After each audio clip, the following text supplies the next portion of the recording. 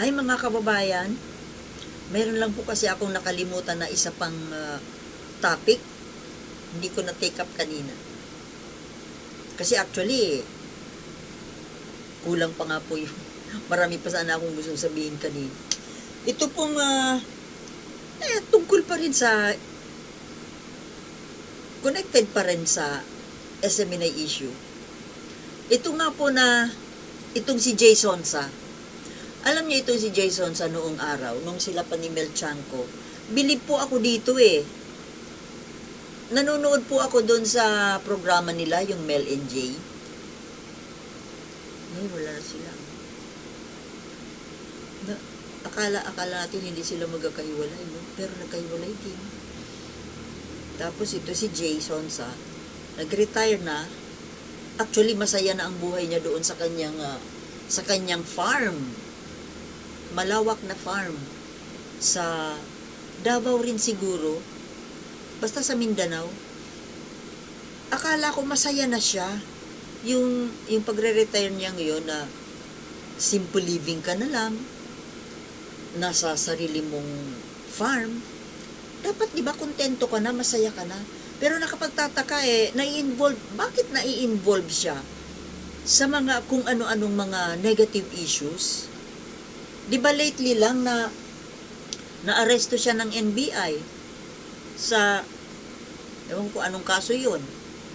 Tapos ang dami-dami niyang na-involve siya sa kung ano-anong mga kontrobersya. Naghalo na naman yung controversy sa kontrobersya. Di ba parang may mga nakakaaway siyang artista. Tapos ito na naman ngayon dito sa SMNI na di ba nag-post siya ng isang mapanirang post sa social media tungkol kay BBM. Yung tungkol sa Marawi bombing at saka yung pag-attend daw ni BBM ng kasal. Na imbis na inasikaso yung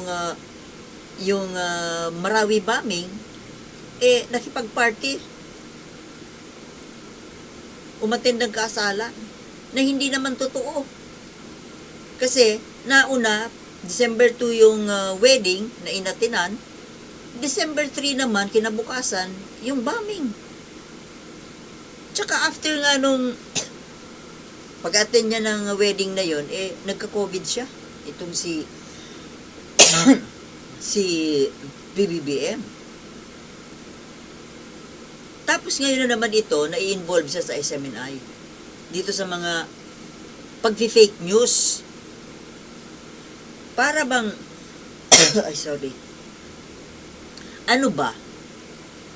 Ang tanong, bakit ka pa ba nai-involve sa mga kung ano-ano mga kalukuhan? Pinagkakakitaan mo ba yan? Or hindi ka pa ba kontento doon sa masayang buhay mo sa farm? Akala ko masaya ka na. Gusto mo pala nang nai-involve sa mga controversies, bumalik ka na lang sa di ba? Ano ka uli? Total, bata ka pa naman. Media man ka uli. Pero, ewan na, may kukuha ba sa'yo? Kasi dyan sa mga nangyari sa'yo lately, parang nawalan ka na tuloy ng nawalan na ng respeto ang tao. Kumbaga, nawalan na ng credibility sa pagiging journalist. Tapos ito ngayon, itong gulo po sa SMNI, bigla po siyang sumulpot doon sa Congress hearing. Sa pagkakaintindi ko, hindi naman po siya invited doon. Dahil wala naman siyang kinalaman, wala naman siyang connect. Pero biglang sumulpot doon. At ewan ko pa kung bakit binigyan nila ng pagkakataon na magsalita doon. At yun nga, nalaman tuloy natin na kinuha pala siya ng SMNI na maging consultant. At sinasahuran siya ng 1 million pesos a month. At hindi lang naman bago? Matagal na pala. Umpisa pa ng Marso. Nakaraang Marso, di ilang buwan na yon hanggang ngayon December. 10 months. 1 million a month? Ganun kamahal? Ganun pala kamahal ang consultant. Pero consultant sa ano? Consultant sa pagliligtas sa SMNI, sa mga kontrobersyang kinasasangkutan. Ewan lang kung kaya mo yan. Sa bigat at sa laki ng issue na kinasasangkutan ngayon ng SMNI. Ewan lang kung kayang ipagtanggol yan ng isang Jay Sonsa. Ewan ha. Kahit na siguro gaano kagaling na abogado, gaano kagaling na anong tawag dyan? Consultant, PR manager, strategist. Pero kapag batas na po ang kalaban, kita mo kung kongreso ang kalaban mo,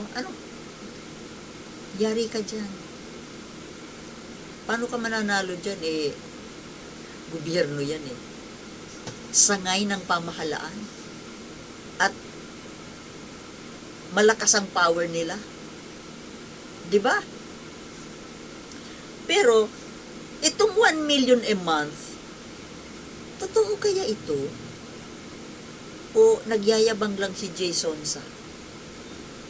Kung sakali man pong totoo, ibig bang sabihin napakayaman po ni Kibuloy. Kaya niyang magbayad ng 1 million sa isang tao na questionable din naman ang karakter para gawing abogado ng SMNI, abogado na hindi abogado. Ganon kalaki ang pera ng SMNI para magbayad ng ganon kalaki. Ultimo yung mga congressmen na-shock 1 million. Ano naman ginagawa ng isang consultant, lalo na yan sa pagtatanggol sa SMNI? Ano ba ito si Jay Sonsa? Baka nalasing ito sa tuba. Bakit nakapagsalita ng ganito? Ngayon, imbis na itong si Jay Sonsa, hindi siya kilala. Kilala siya. Pero imbis na walang nakakaalam na konektado pala siya sa SMNI, bigla siyang susulpot ngayon at makikisali dito sa gulo. Sa gulo na kinasasangkutan nitong network. Nagpresenta. Kasali ako. Ako ang tagapagtanggol. O di damay ka na ngayon. Diyan sa baka makasali ka pa sa lumusong yan sa sa Kumunoy. Sa Kumunoy na kinalalagyan ng SMNI. Timang.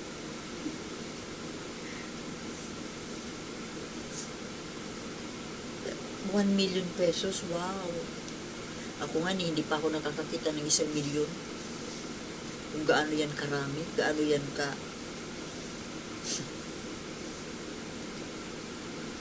Naniniwala ba kayo mga kababayan dito sa kwentong ito?